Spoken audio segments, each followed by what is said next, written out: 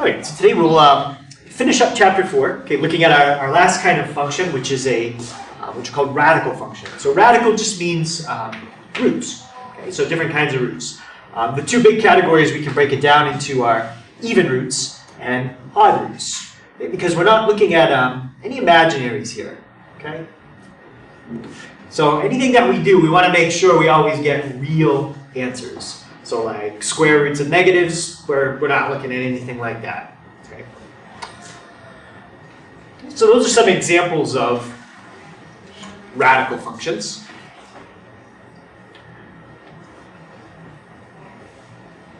And basically a radical function is any expression of the form like that, where you have a radicand symbol, and the number that you put inside the radicand symbol right here, that just indicates the root that you're taking.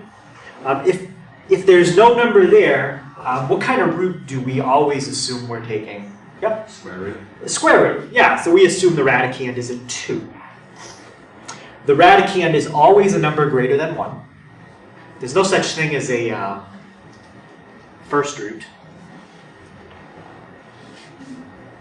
So square root is the first one you start with. And when we take roots, we only let the index, or what I'll tell you what that's called in a second, that's the index.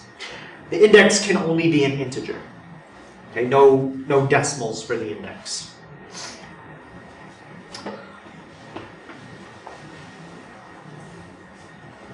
Okay, so any expression of that form is called a radical. The number n that you put in the root, that's called the index. And the actual symbol itself, the thing that looks like that, that's called the radicand.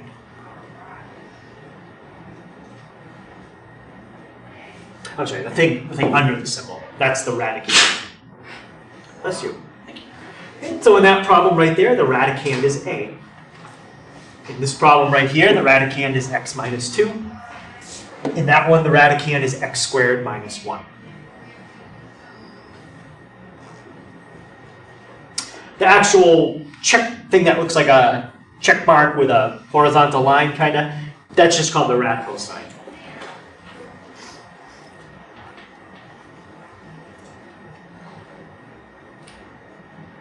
Any questions on those terms there? Radical, radicand, index, any of those?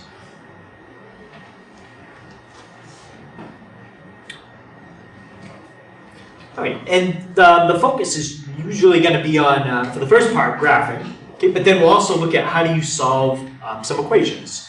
Some equations we can solve algebraically. Some we'll look at doing on the calculator. Okay, so we just said that. If there's no index, you always assume it's a 2. You're doing a square root. And also, if you see this symbol, that just means to take the square root of 9. And they're only asking for the positive answer. If they want both answers, they will put that symbol in front.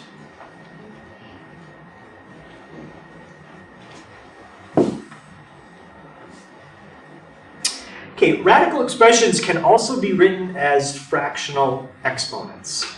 So in other words, instead of writing a problem like that,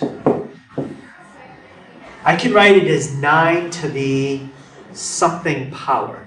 Does anybody know what power you can use in place of the square root symbol? Yeah? 1. Not 1, because if you did 9 to the first, you would just get 9. So we've got to do 9 to some power, and it's going to give us 3. Yeah? 9 to the half. Yeah, 9 to the 1/2 power. Okay, so in general, anything you have that's a square root, you can write it as that to the 1/2 power. It's kind of weird to think about exponents being fractions, because usually the exponent tells you the number of times you multiply the base by itself. So like if I had 3 to the 4th, it means to take the base and multiply it 4 times by itself. Well, when you have a half, what does that really mean? How do you multiply something by itself half of a number of times? So I wouldn't try to think about it too much like that. Just think that if you have a half power, it's a square root. How about a cube root? What exponent do you think I could use for cube root? Yeah? Yeah, 1/3. And for a fifth root, we could say it's x to the 4th all to the 1/5. So in general, anytime you want to write a root with an exponent, it's just 1 over the root. 1 over the index of the root. Now, this last one is a little bit special because it's x to the 4th, and then we took the 5th root of it, so it becomes a 1/5. But what can you do with the 4 and the 1/5? When you have a power to a power, what do you do with the two numbers?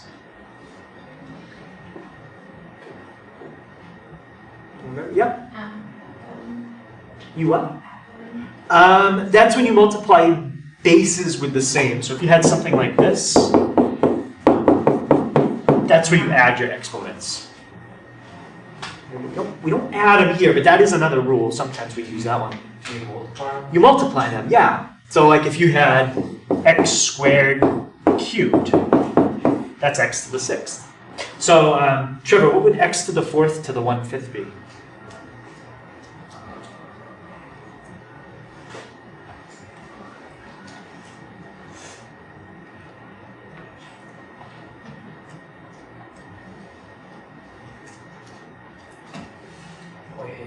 What would it be as a fraction?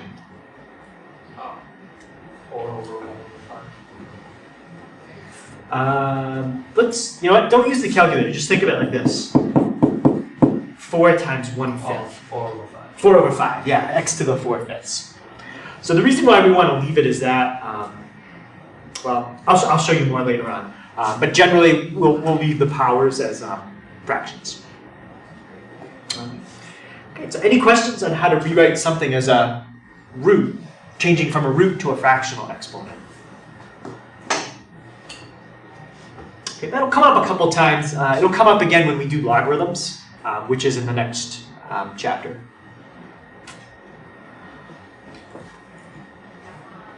All right, so how do we solve and find what's called the principal root? So principal root means they're looking for a single answer to the problem.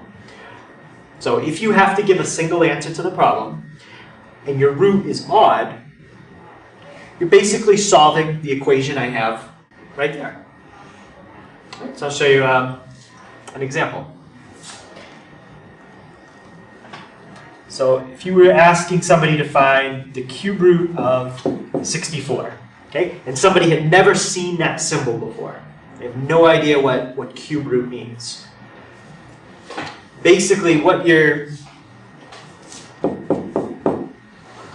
trying to figure out, okay, in this case, let's see, n is my index, so that's 3.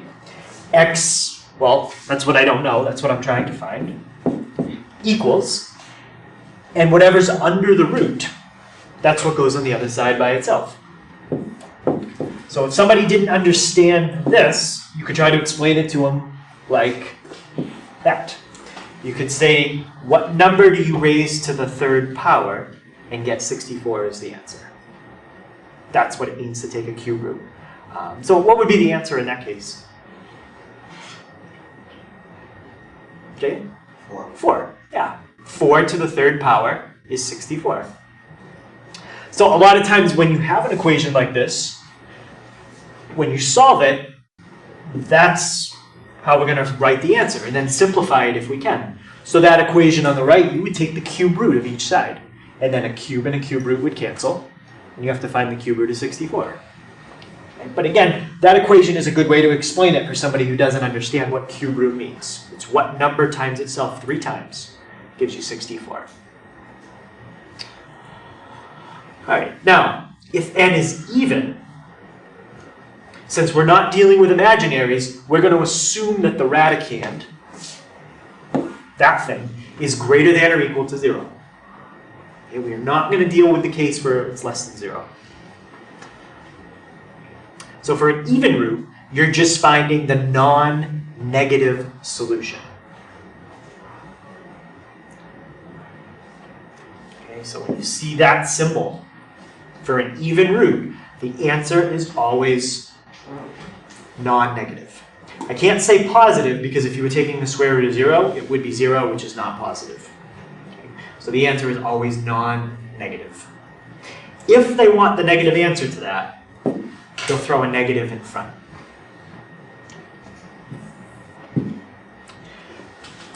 So for even roots, you should always be giving me a positive answer. Could you get a negative answer for an odd root? Jane? No. No? So what if I asked you for the cube root of negative 64? So if you say no, then that means there is not a number you could multiply 3 times to give you negative 64. But I think there is. Yeah, what number would you multiply by itself 3 times? Negative 4. So when you're dealing with odd roots, negatives are okay. Okay? Perfectly fine to take the cube root of negative 64. So any questions on when your answer is going to be possibly negative and when it's always going to be non-negative?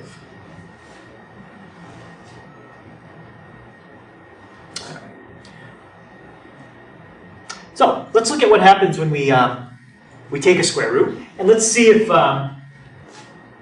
when you take a square root, does the answer get smaller or larger? Okay, so let's start with x is 4. Shauna, if I take the square root of 4, what do I get? 2. 2. Smaller or larger? In that case, the answer got smaller. Dylan? If I take the square root of 18, we could just type it in. Let's just get a decimal. Did that get smaller or larger? Smaller. Smaller. So 4.24. So Gracie, what does it look like is happening when we take a square root? They all get smaller. They get smaller. Okay. Let's look at this one. The square root of 1. Leo, what's the square root of 1? 1. 1. What happened there? It stayed the same. It stayed the same. So in that case, it didn't get smaller. So when we take a square root, up to this point, it looks like it either stays the same or gets smaller. Well, let's take the square root of 0.5. 0.5 square root, 0.7. So Trevor, what happened there? It got larger. It got larger. And let's try the square root of 0.2. 0.45. Got larger again. Anybody think they could tell me when you take a square root when it's going to get larger, when it's going to get smaller, or when it's going to stay the same? Yep. If the number is less than 1, then the square root will be larger. Okay, if the number is less than 1, you take the square root, it gets larger. Yep. And vice versa, if the number is bigger than 1, it gets smaller. If you take a square root of a number bigger than 1, it gets smaller. Yep.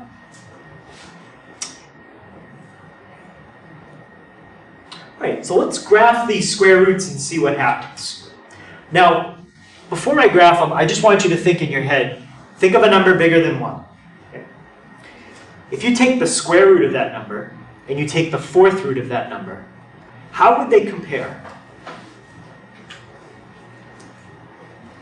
Again, a number bigger than 1, if you take the square root and you take the 4th root,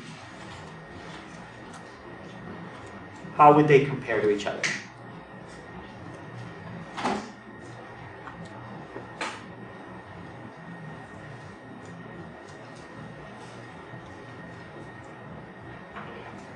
Ton? Any thought on how they would compare? Or the bigger one would be make it smaller. Right. If you take a number bigger than 1, and you ask yourself, what do you multiply by itself 4 times to get that number? And then you say, well, what do you multiply by itself twice to get that number? Well, a 4th root is always going to be smaller than a square root if you pick a number bigger than 1. Now, if you pick exactly 1, it's easy to see what happens. What number times itself twice is 1? 1 times 1. What number times itself 4 times is 1? 1 times 1 times 1 times 1. What number times itself 6 times is 1? 1 times 1 times 1 times 1. So we're going to see a pattern where all of these graphs have a point in common. But let's see what happens before 1 and after 1 with the graphs. Okay, different, it's kind of a different behavior. So we're going to take the square root of x, and then 4, math, fifth option down. That's your fourth root. And let's do the sixth root. Oops.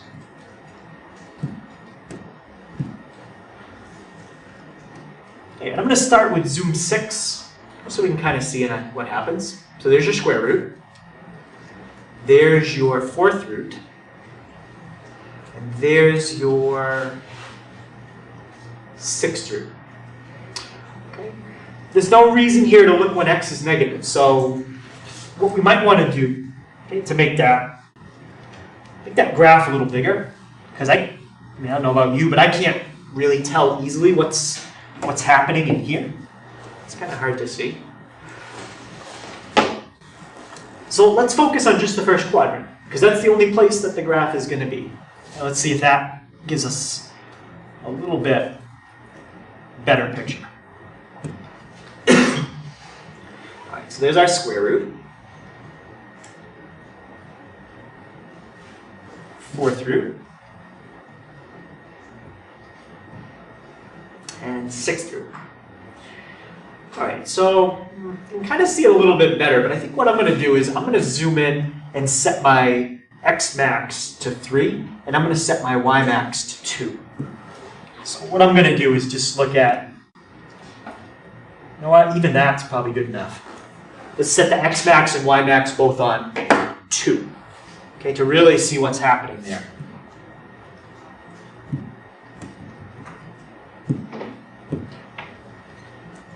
All right, so square root, now you'll be able to really see it. Your fourth root, and your sixth root. All right, so can anyone describe kind of what's happening there?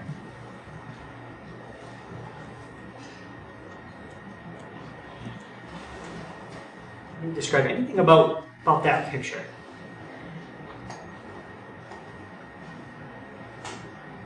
Caleb?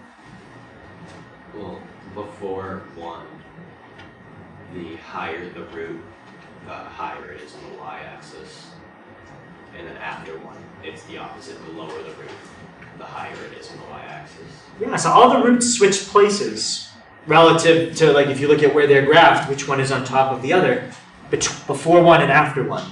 Okay, so as Caleb said, when you go after 1, the higher the root you take, it's on the bottom. But before 1, the higher the root you take, it's on top. So if I were to graph an 8th root, it would be even higher than the black curve before 1, and it would be even lower than the black curve after 1. What about at the point 1, 1? What's happening there? Yeah. They all cross. They all cross. So that's a point that's common to all of them. 1, 1. And there's one other point they all go through. Anyone see the other point? It's right on the edge of the screen. Yeah. 0, 0. They all go through the point 0, 0. And that's a characteristic of all even roots if you don't transform them. Now, if you shifted these graphs right 1 or up 1, then you would shift the points we were just talking about, right 1 or up 1 with that.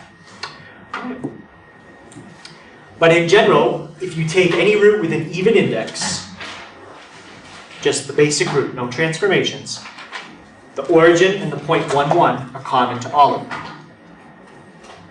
Okay, domain and range. Well, I think that was pretty straightforward from looking at the graph. It was in quadrant 1.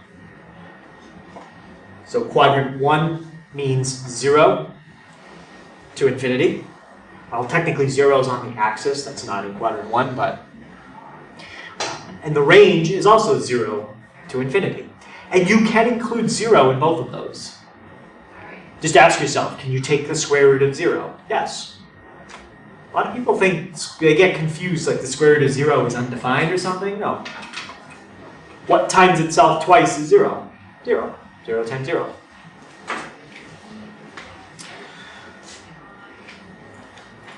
And the next thing is kind of describing the behavior of which graph is on top when.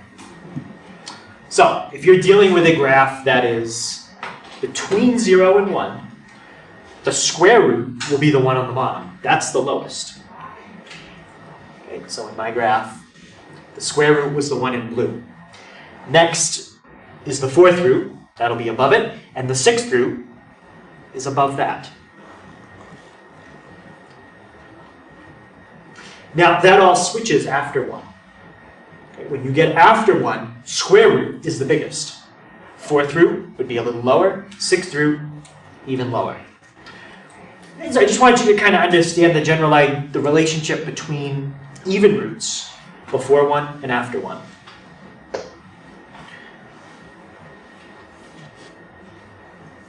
Okay, any questions on that? And I think the graph makes it pretty clear. Sometimes it might be a little confusing to just look at what I have written, but if you look at the graph, you can really see everything kind of switching places. Okay, so that's even roots. Let's look at odd roots. Okay, I'm going to go back to zoom 6 when I graph it.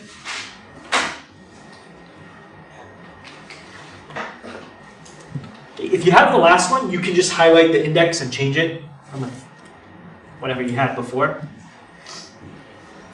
Okay, so we're going to graph the cube root in red, the 5th root in black. So I'll do cube root in red, 5th root in black. And let's do zoom 6. So there's our cube root. Okay, before I even show the 5th root, it should make sense that the cube root is going in both directions. Okay, because we said earlier, you can have a cube root of a negative number. That's fine. So these kind of graphs should go left and right forever. And now let's look at the graph. All right, let me get a new page.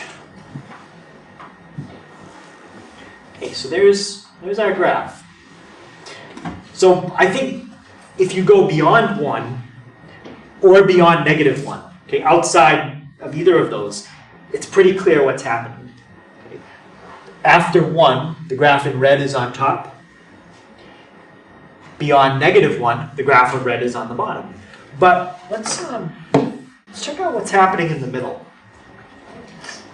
So for that, let's try setting our x from -2 to 2. In fact, let's do -2 to 2 on everything.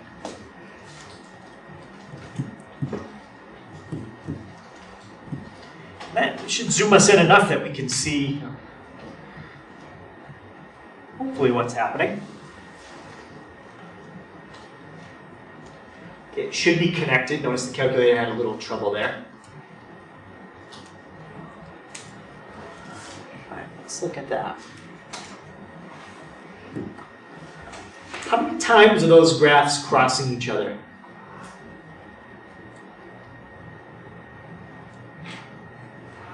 Yep, Rebecca. 3. They're crossing 3 times.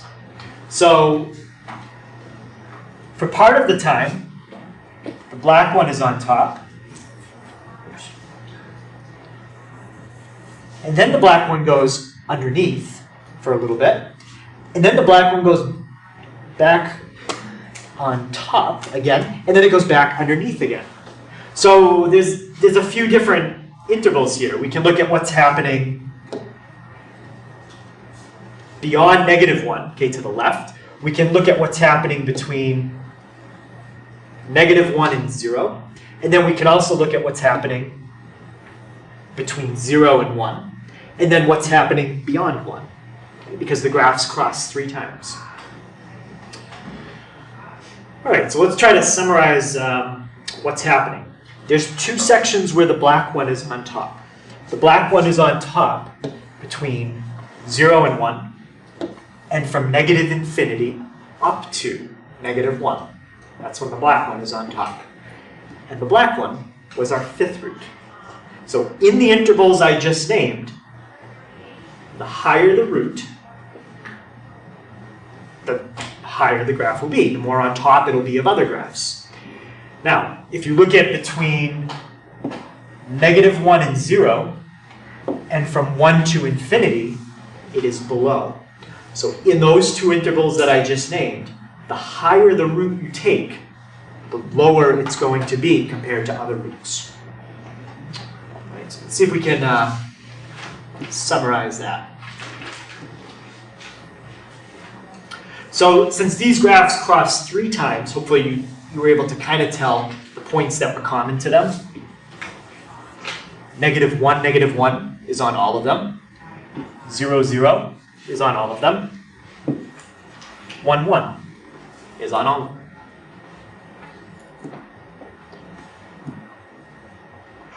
Now again, that's assuming you don't do any transformations. If you take that graph and put a +1 at the end, that'll shift it up 1. And all those points would go up 1. Okay, so these are just the basic graphs, no transformations.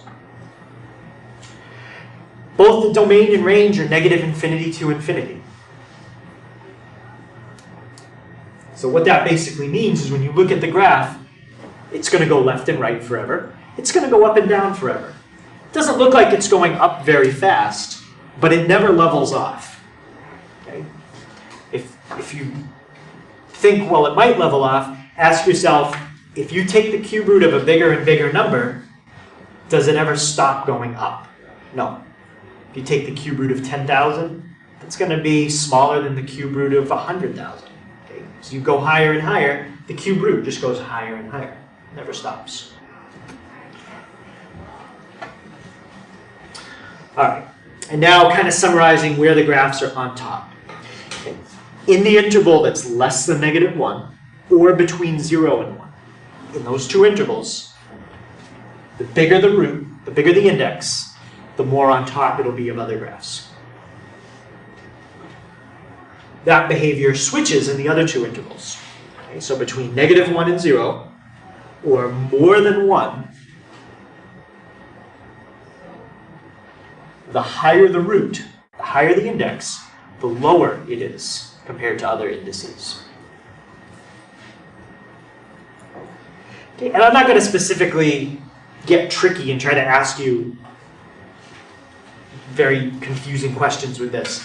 But the kind of thing I might ask you is, suppose I graph a 5th root and a 7th root.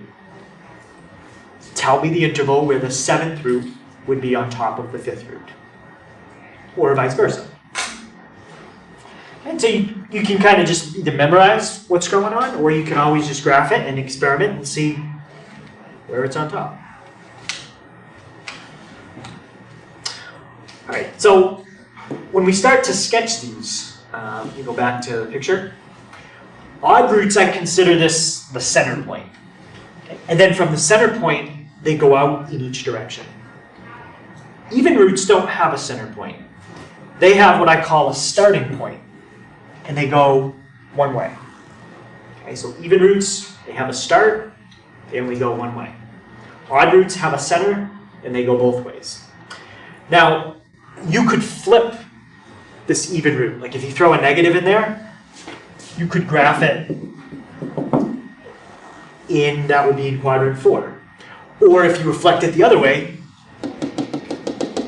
you could have it go over into quadrant 2. So if there's a negative, it can go in other quadrants, but it still is only going to go in one direction. Okay. Same thing with odd roots. You can flip them too.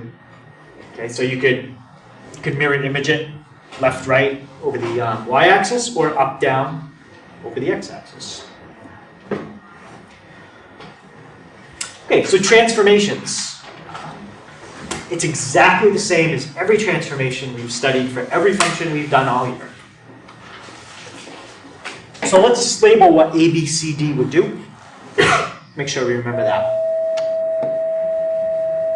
All right, can anyone tell me what A would do in that equation? What transformation would that be? Yep. Or, right, that's your horizontal shift.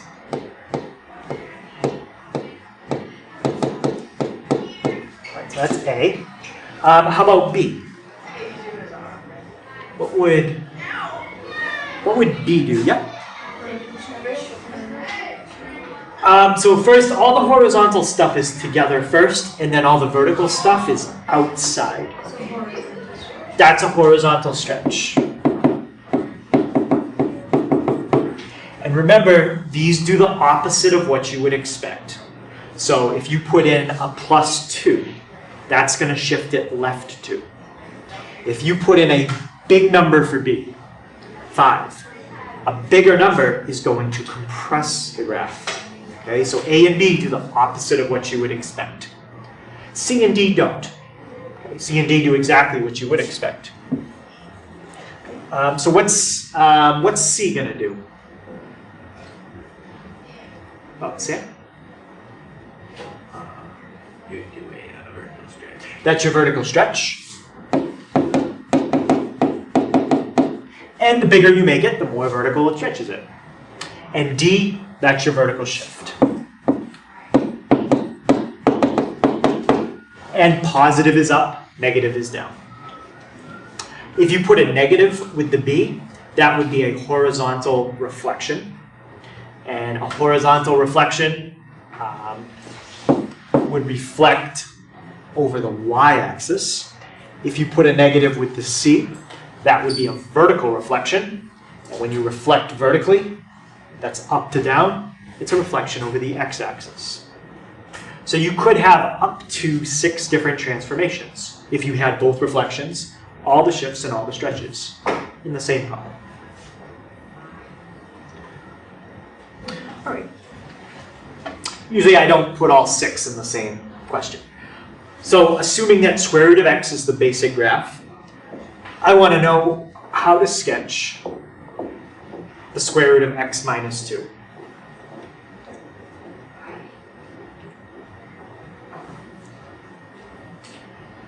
Anybody tell me, if you took the square root of x, what would you do with it to turn it into g of x? Jake? Right 2. You would move it right 2, yes. So shift square root of x, right 2. All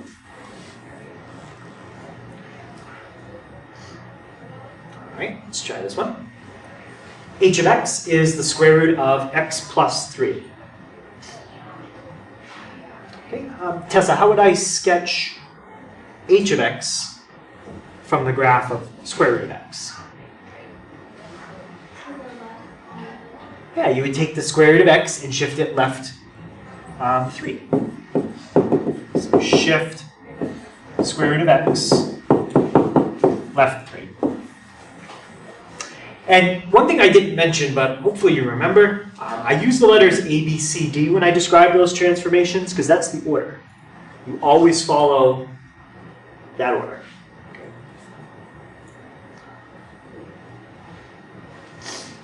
All right, K of x. What's a little different about that? It's not written like h of x or g of x. Let's see, yep. The 3 is in front of the x. Yeah, we don't want the 3 in front of the x. We always want the x first and then the number after it. So if I want to rewrite it, well, Leo, could you tell me how I could rewrite that so the x is first?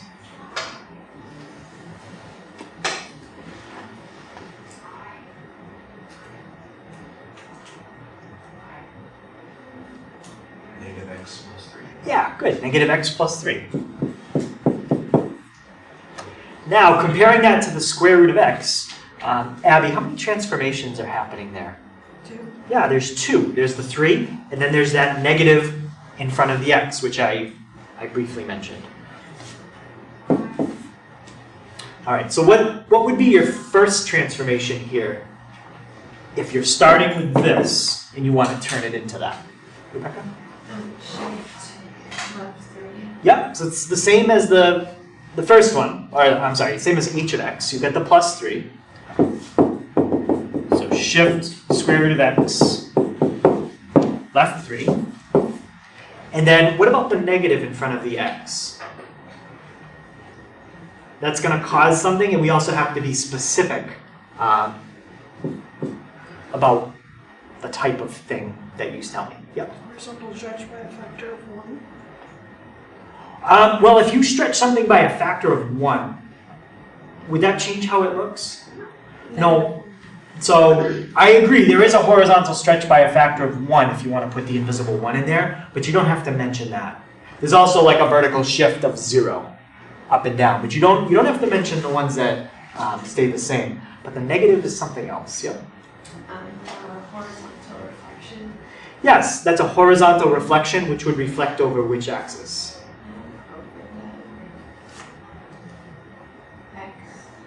X would be vertical. Yeah, it's the opposite of what you would think. So if you reflect horizontally, that means you had something here, and it pops up over there. That's horizontally reflected, so it's over the y-axis.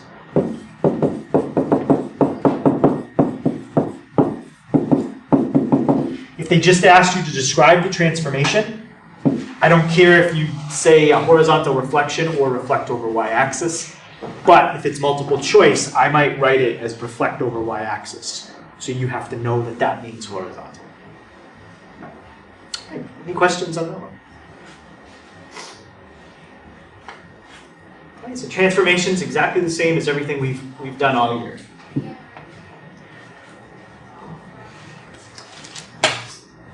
All right, so let's look at sketching. So sketching's not too bad here because the graph is either going to look something like that if it's odd, or it's going to look something on that idea if it's even. Okay, it's always going to look like one of those two. And again, that can be stretched or compressed or shifted, but that's the basic format. So always include the point that corresponds to 0, 0. For an odd function, remember I called 0, 0 the center point. For an even function, 0, 0 is the starting point. So you're always going to find that value. And the way you find it is you take what's under the radicand and set it equal to 0. That'll give you the x value.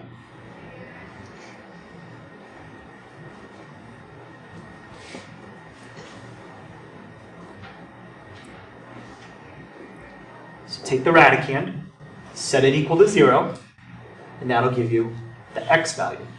Now how do you find the y value? Well, once you have the x, just plug it in. Take the value you got for x, plug it in, and that'll give you the y.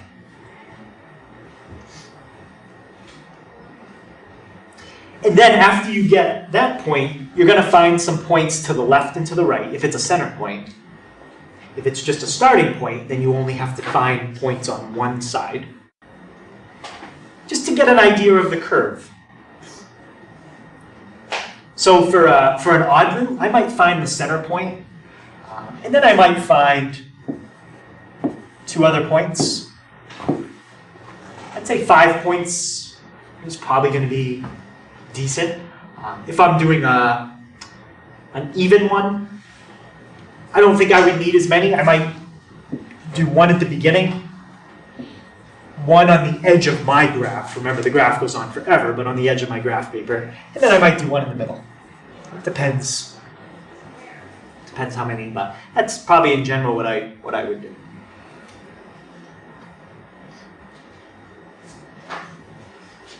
All right, so let's look at this one. And now if we look at it, there's a lot of things happening. Even though it's not in the right order, that's okay. You don't need it in the right order to make a sketch. But if you were going to describe the transformations, I would probably think of it this way. Okay, that's a shift. Left 3.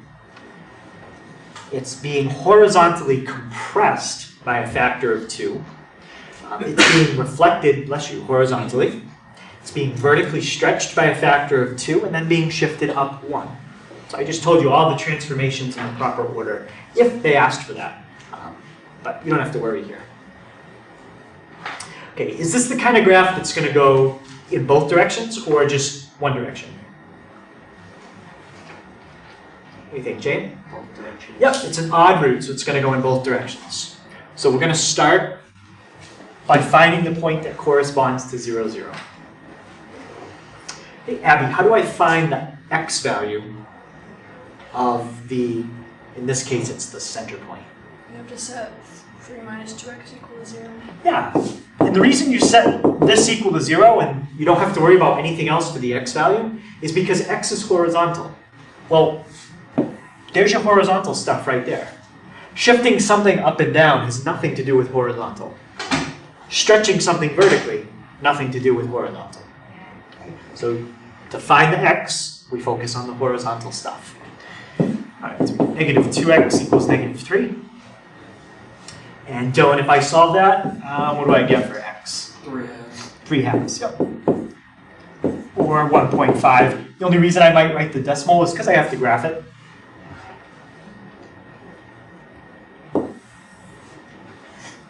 Okay, and Gracie, now that I have the x value, how do I find the y value? You substitute it in. Yeah, just plug it in. Well, we already know what we're going to get under the radicand. Sam, when I plug in 1.5 for x, the radicand is going to come out to what? 0. Yeah, because we found the number that makes it 0. All right? So if you plug 1.5 in, you get 0. And Leo, what's the cube root of 0? 0. 0. And what's 0 times 2? 0. So 0 plus 1. 1. So there's your center point for this graph. 1.5. Actually, no, let's make a table. X is 1.5. Y is 1.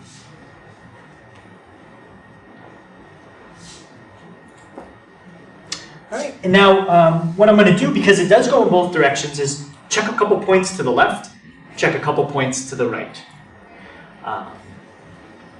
If you want to plug them in by hand, you can. If you want to use the table, I think that's faster.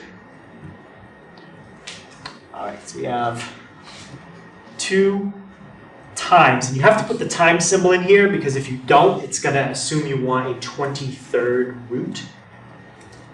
So that's why you have to put in the time symbol. So we want 2 times the cube root of 3 minus 2x plus 1. Okay, I'm also going to check 1.5 comma 1 just to make sure we got that right. And we did. Okay, so we got that one. Let's do, my graph is going to be negative 10 to 10. It's just how my graph paper is set up. So I'm going to do, let's say, 5, 10, negative 5, negative 10. And if you want to do the intercept, you could just let x equal 0 if you want to grab that too. Okay, so there's my table. And now let's make a sketch.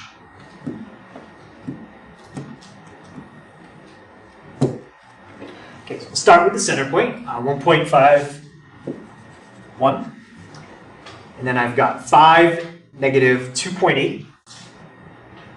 5, negative 2.8. I've got 10, negative 4.1. 10, negative 4.1. Let's see, I got negative 5, 5.7.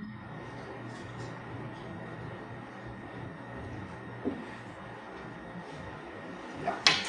Negative 10, 6.7. 2, 3, 4, 5, 6. And then I've got 0, almost 4. Okay, so that gives me a pretty decent sketch. Remember that it's curved. Okay, there shouldn't be any sharp turns in the graph. Okay, so kind of comes down, curves. And what would be the domain of that graph?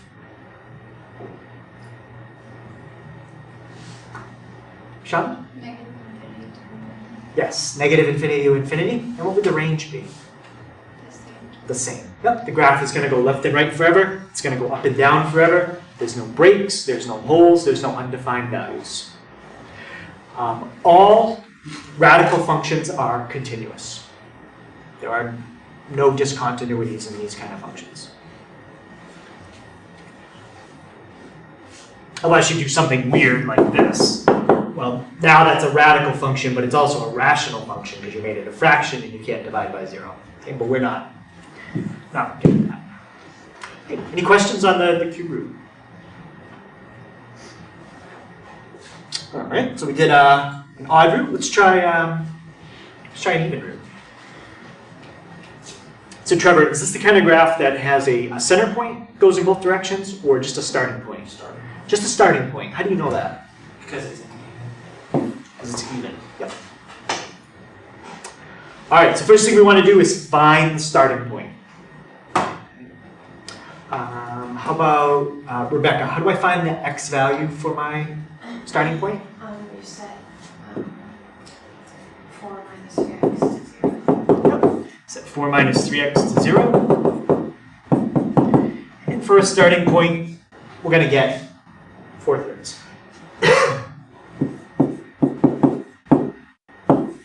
And we're about 1.3 repeating. Now, Caleb, if I plug in 4/3 for x, what does that come up to? 0. 0. Okay, we just found that. And what's the 4th root of 0? 0. Times 3? 0. Still 0. Minus 2? Negative 2. Negative 2. Okay, so there is your starting point. Now, once we put this in our table, we have to decide, because it only goes in one direction, am I going to plug in numbers bigger than 4/3? Or am I only going to plug in numbers smaller than 4/3?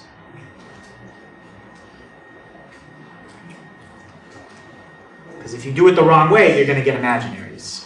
Yeah? Smaller. Smaller, right? Think of a number smaller than 1.3. Try 0. Yes, 0 works because you'd have 4 minus 3 times 0. Okay. If you plug in numbers bigger than 4/3, try 2. You'd have 4 minus 3 times 2 is 6. 4 minus 6 is negative 2. Can't take the 4th root of negative 2. All right, so that means the graph is being curved to the left. I thought all this even root functions curve to the right. What's causing this one to curve left? Yeah? If you put the radicand in the right order, the negative 3 makes it flip over the y. Yes. That right there is what's causing the graph to look more like this instead of that. All right, so now let's type it in. Again, it's just good practice because these can be a little tricky to type in. So you want 3 times to separate it from the index. 4 is going to be the index. And we want 4 minus 3x. Make sure you get out of the radicand now to put the minus 2. If you put the minus 2 under the radicand, that's going to change the horizontal shift. We want a vertical shift of down 2. Okay, let's check 4/3, make sure we're good with that.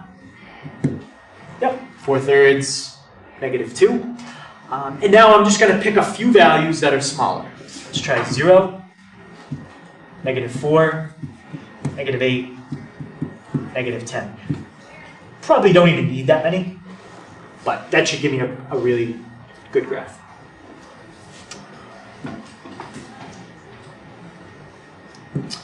All right, so graph your start point.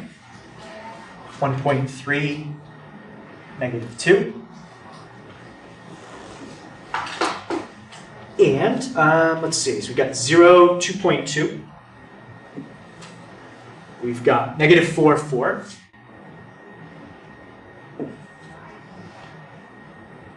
Just double check me. One of those points looks a little off. 0, 2.2, 1.3, negative 2.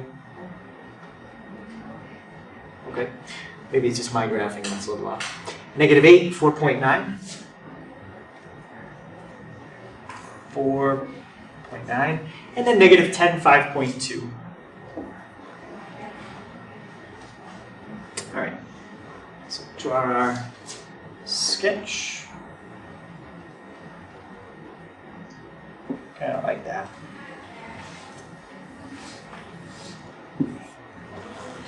It's a little hard to get the curve perfect, but you can always double check on your calculator and see how it looks. Okay, how come that graph looks different than mine?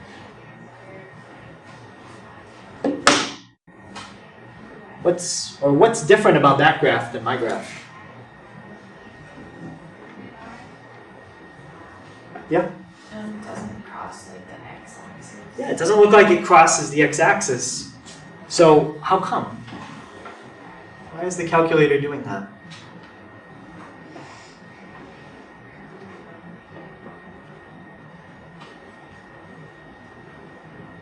What's happening to the curve as you get closer and closer to when x is 1.3? Think of the slope of the curve. What's happening to it? Yep. It gets a lot steeper. It gets very steep, and when it starts to get very steep, we know the calculator has trouble sketching things that appear almost vertical. So if you zoom in, okay, right there, you will probably see it cross the axis now. No question, it crosses now. Still, I don't think it's going as low as it should, but you could zoom in more and see it. So don't rely on the calculator to give you an accurate starting point, especially for even roots. All right, so last thing we'll look at is solving radical equations. So the goal when you have a radical equation is you have to isolate the radical on one side.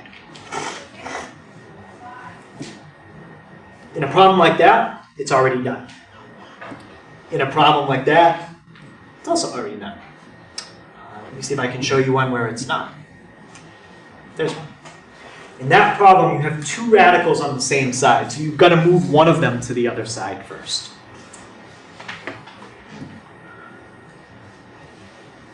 Okay, so isolate a radical on one side of the equation. And then what you do is raise each side, not term, side. Raise each side of the equation to the power of the index. Now you're basically going to have to do this as many times as you have radicals in the problem. So if you have 2 square roots in the problem, you're going to end up squaring twice. If I only had 1 square root in the problem, I would only end up squaring each side once. And that would be a very fast problem to do once you square both sides.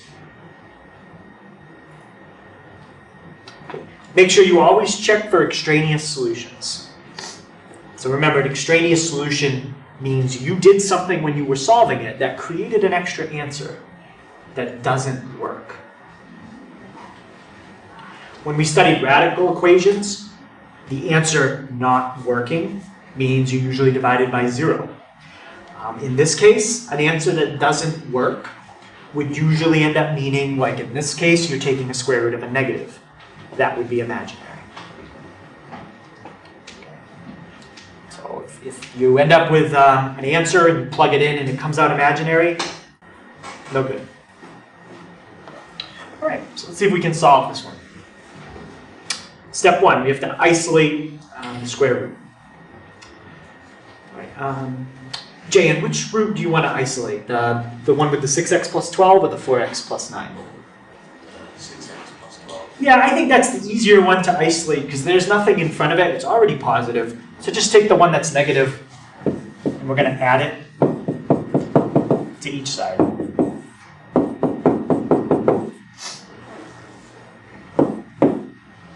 Okay, so now we're left with square root 6x plus 12 equals 1 plus square root of 4x plus 9. Okay, so now I've isolated one of the roots. Now raise each side to whatever power would cancel out the roots. We have a square root.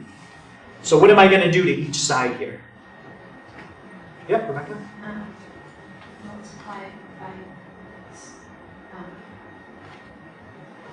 like square it. Square it, yeah. So we're not going to multiply. We might at some point have to do that, but we're going to square each side. So square it and square it. And remember, you're not squaring the terms, you're squaring the entire side. Okay, so the left side, that's pretty straightforward. But on the right side, how do you square something when you have a sum inside parentheses? What do you have to do?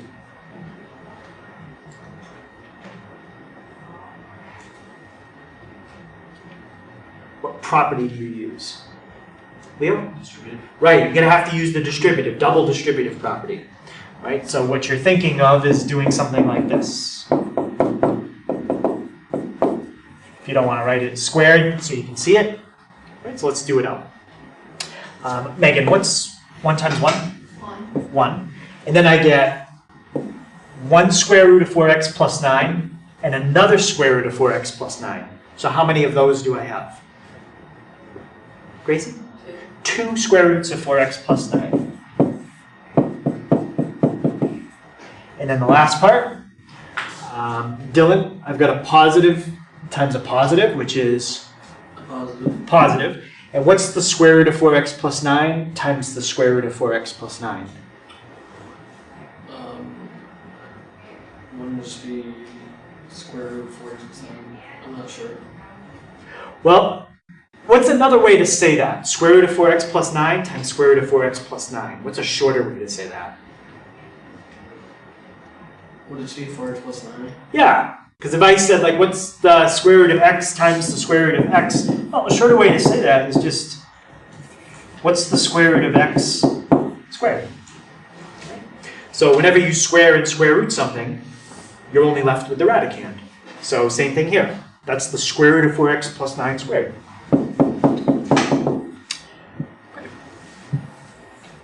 So now we started with 2 roots in the problem.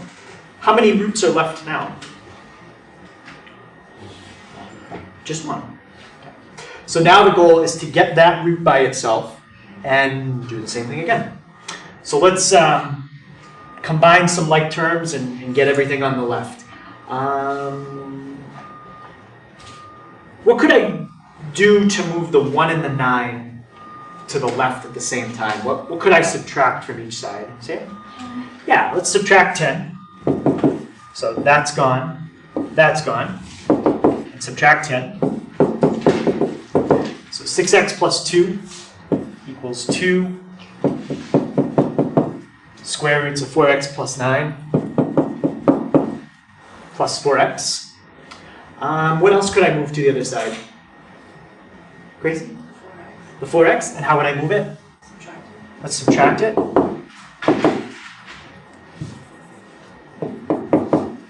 And when you subtract it, you get 2x. So we get 2x plus 2 equals 2 square roots of 4x plus 9. What would be my next step? Leo? Divide both sides by 2. Yep, divide everything by 2. Notice he said sides, which means you have to divide every single term by 2. So we get x plus 1 equals the square root of 4x plus 9. And now we finally have that other root by itself. So what am I going to do on each side again? Caleb? Square it. We're going to square it again. Square it. Square it. And now this time when you do it, you shouldn't have any roots left. So on the right, you get 4x plus 9. What do you get on the left? Sam? 4 plus 1. Careful, that's part of it.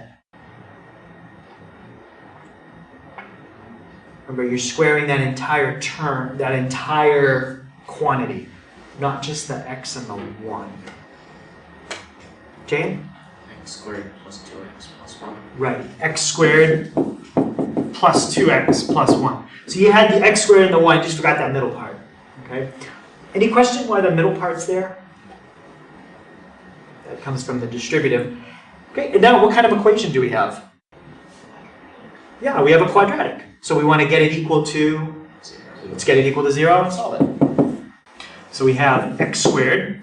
We're going to minus the 4x and minus the 9. Right, and let's see if we can factor that.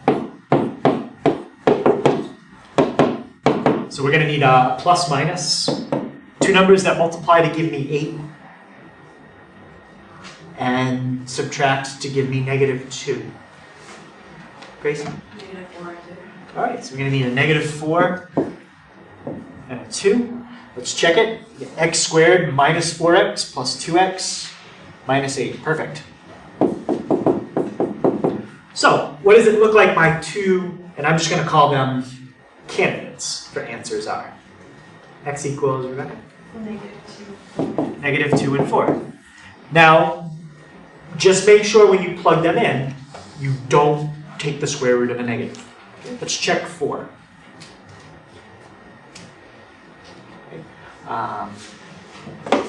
So just to kind of look at the original problem, I'm just going to move this stuff away from it.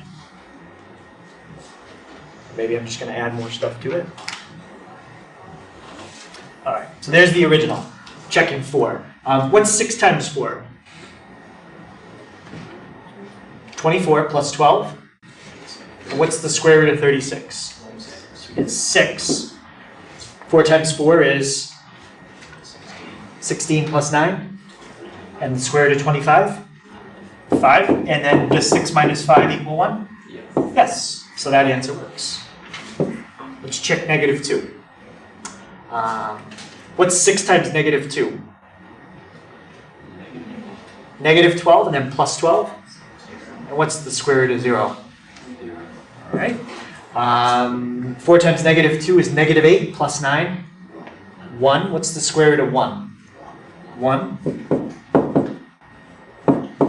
And is 0 minus 1, 1. So in this case, we didn't have a problem where it would result in a square root of negative, but it's just when you check it, it just doesn't work.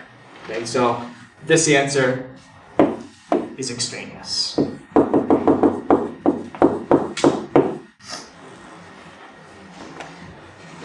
Questions on that one?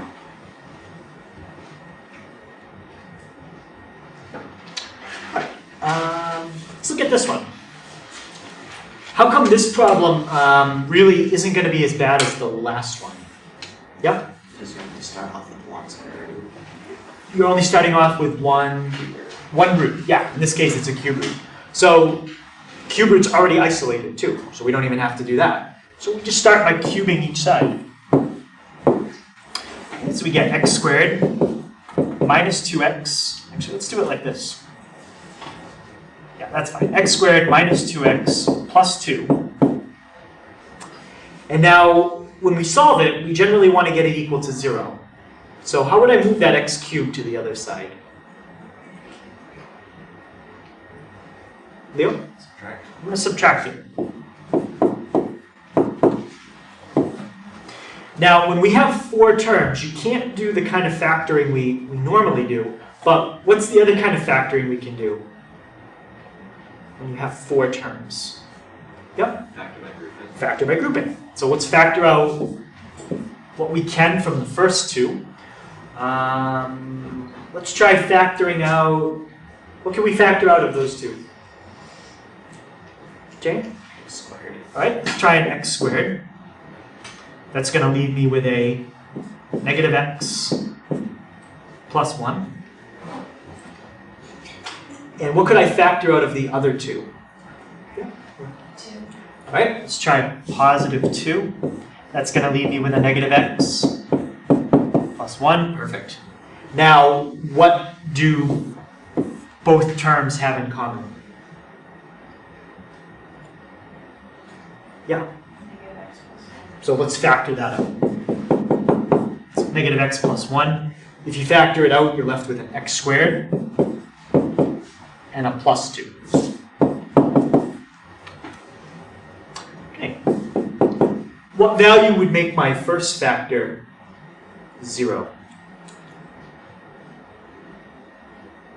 Sam? 1, yep. What value would make my second factor 0? Leo? Square root of 2. The square root of 2 would actually make it 4. Because if you square the square root of 2, you get 2 plus 2 is 4.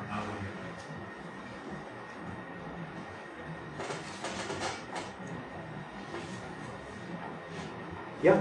The negative square root of 2. What's a negative number squared? Still positive. Any other thoughts about that one? Megan? Would it just be imaginary? It would be imaginary. Okay, if you were to solve that, you'd have x squared equals negative 2, and you'd have to take the square root of negative 2, which is different than the negative square root of 2. So in that case, it's imaginary. So the only candidate is x equals 1, and if we check it, 1 squared is 1, 2 times 1 is 2, plus 2. That cancels. I get the cube root of 1 is 1, equals 1. So, yep, it works. Okay, so a little different. You had to factor by grouping, but you didn't have to do the twice. Okay, so if you can't solve it algebraically, you're having trouble, you can always graph it on the calculator. All right, so let's type this in and see what happens. So 5th root of 9 minus x squared. We'll do that one in blue, and then we'll do the other one in red. Okay, so this 5th root of 9 minus x squared, that's in blue. The other one's in red. So we're looking for where the blue graph is above or equal to the red one. Okay, there's our 5th root. A little funny because of that x squared. That's why it looks a little different than the normal root. All right, so where is the blue graph above the red one? Well, it doesn't happen in a very big section, but the only place it happens is where I just circled. All right, so I'll do second calc, intersect, blue, red. Do my guess on the left. It's negative 0.73. And I can include it because it was equal.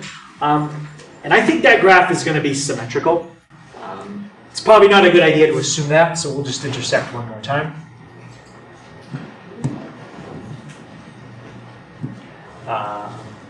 But it is 0.73.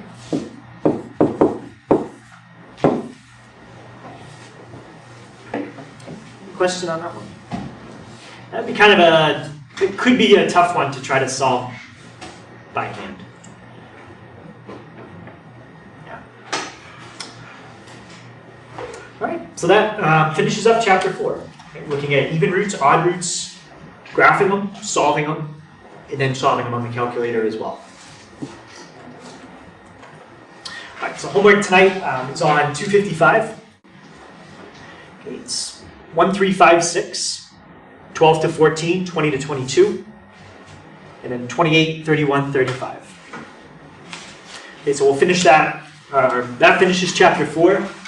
Tomorrow we'll start chapter 5, and then the next day we're only going to do half a section, 5.4 part 1. Okay, we're going to skip 5.2 and 5.3.